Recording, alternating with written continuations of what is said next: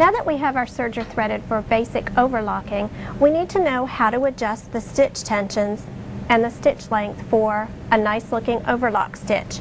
Refer to your stitch formation chart as needed. For a 4-thread overlock, it tells us that we need to have our tension set at 4, 4, 4, and 4. Everything looks good. We have our stitch length set as indicated by our chart, our differential feed, and our cutting width. But notice that when we've sewn this first overlock seam, there's a lot of tunneling. There's too much fabric left over in our seam. The new MTC, or micro thread control, is going to correct that stitch for us in one easy turn of a lever. By simply turning the MTC lever, we can let more thread into the stitch for a nice, flat, balanced overlock. Notice that when you remove the foot from your overlock, you'll see that there are 2 sets of feed dogs. This varies from your traditional sewing machine and provides you the additional advantage of being able to move your fabric through the serger a little more quickly, as in the case of knits where you need to keep them very flat, or to add a little bit of tautness when you're working with very soft fabrics like your silks. Adjusting the differential knob will increase or decrease the speed at which the forward set of feed dogs moves, keeping your seams and your knits flat and your wovens from puckering. Notice that without the benefit of differential feed, the side of your knit has stretched out of shape. This is fine if we're after a creative lettuced edge effect, but it's not so wonderful if we're looking for a nice finished seam on the inside of our garment. By increasing our differential feed,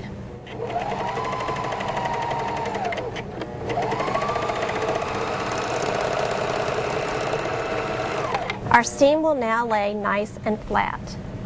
Your basic 4-thread overlock is not just a practical stitch, but by using decorative thread in both your upper and your lower loopers, it becomes something that's decorative as well as functional. Moving from a 4-thread balanced overlock to a 3-thread balanced overlock is as simple as removing one needle. You can remove either the right or the left needle according to the width that you prefer for your finished stitch. We're going to remove our left needle for a balanced 3-thread overlock. If you open the front cover, you'll find that all of the tools are right here at your fingertips. The cleaning brush has a small hole in the end, which is very helpful when you're inserting or removing needles from your overlock. We'll clip the left thread, raise the presser foot to release the tensions, and pull that thread through. Lower the presser foot, slide the hole in the brush up the left-hand needle, and then use your small screwdriver to loosen the screw and remove your left-hand needle. For a narrow 3-thread overlock, we're going to retract the stitch tongue. The presser foot has been removed so that you can see the retraction of the tongue.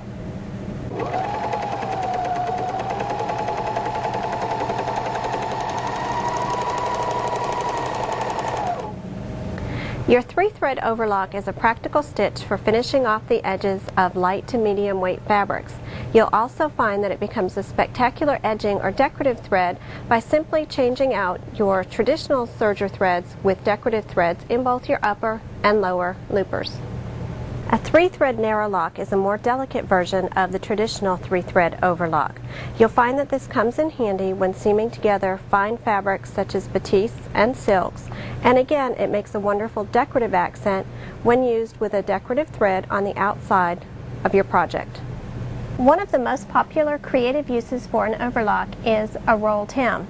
If we take a look at our stitch formation overview, we'll see that for a rolled hem, we'll continue to use our right needle, and that we need to adjust the tensions to 4, 4, 5, and 6, 5. 4, 4, 5, and 6, 5. Our stitch tongue needs to be retracted or pulled towards us. We're going to adjust the stitch length to 1, leave our differential feed at neutral, and our cutting width should be at 1.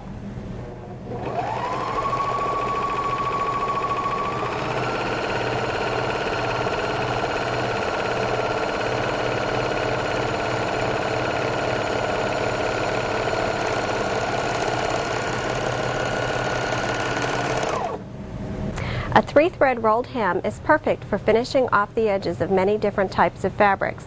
Seen here, it makes an elegant accent to the edge of your ruffles.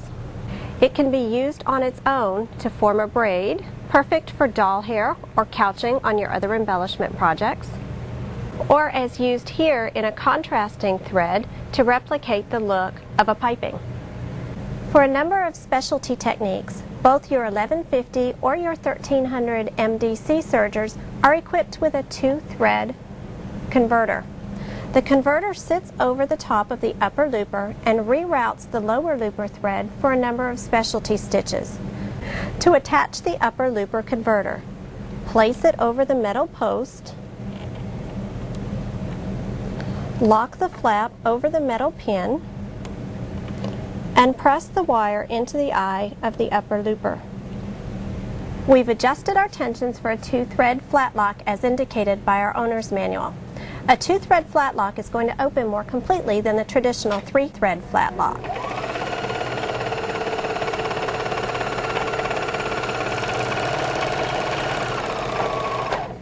Once you've completed the stitching, pull the fabric layers apart and your decorative serging will sit on the outside of your seam. You'll find that a 2-thread flat lock opens more completely and will lay more flat than the traditional 3-thread. With a decorative thread in the lower looper, it's both a practical as well as a decorative application. Traditionally, the opposing side of the flat lock is considered to be the wrong side, with all of these straight rows or teeth of stitching. Use this as an alternative to the traditional decorative flat locking, and for extra or added texture, run a ribbon or cord underneath. For a completely reversible stitch, a 2-thread wrapped overlock is a perfect choice.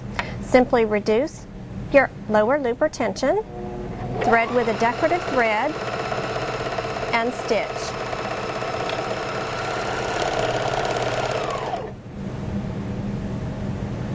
A 2-thread wrapped edge is the perfect finishing for a project that needs to be completely reversible. Bring your stitch length closer together for a tighter fill, or leave a little space and allow the project's fabric to peek through for even more texture and dimension.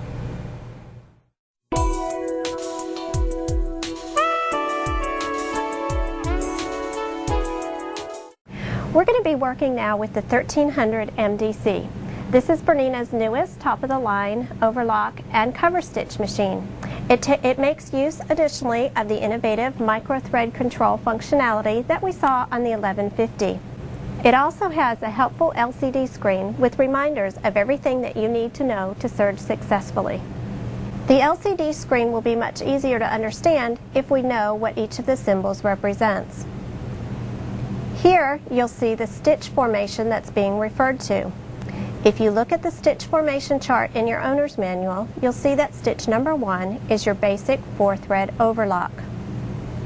Here is an indication of the needles that are to be used with that stitch sequence, the right and the left, and then the tension settings for your various loopers and needle threads. Notice that the color chip just above the area on the LCD screen is color coordinated with the tension dial across the top. Across the bottom of the LCD, you'll see a reminder to have the cutting blade down for overlock, a recommendation for the cutting width, an instruction to engage the stitch tongue, a suggested stitch length, and a suggested differential feed setting. In the event that the upper looper should be disengaged, that information will appear here. To scroll through to find information for additional stitches, use the buttons on the right-hand side of the machine. The up arrow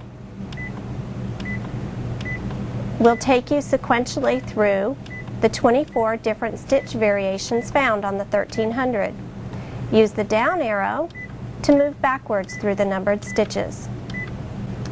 You can even make changes to the recommended settings for your own personal projects. Press the Edit key and notice that the first tension setting is highlighted. Continue to press the Edit key until the information block that you wish to make changes to is highlighted. We need to make a change to the recommended left needle tension. Press the change button,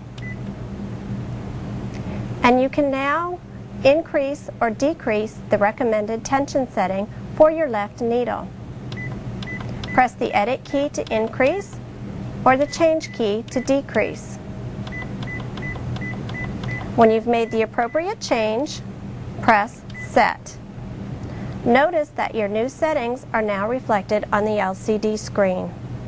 To return all user settings back to factory default, press and hold the edit key, and then press the change key. All of your settings will be returned to default. In addition to all of the stitch variations and functionalities on the 1150 series, your 1300 MDC also has cover and chain stitch options. We're going to walk through the conversion from overlock to chain stitch so that you can see how simple and easy it is. To prepare to convert our serger from basic overlocking to chain and cover stitch variations, the first thing that we need to do is to turn the hand wheel until the purple marking is indicated in the window. Retract the knife by pressing the knife in and rotating it back out of the way. For additional lift on the 13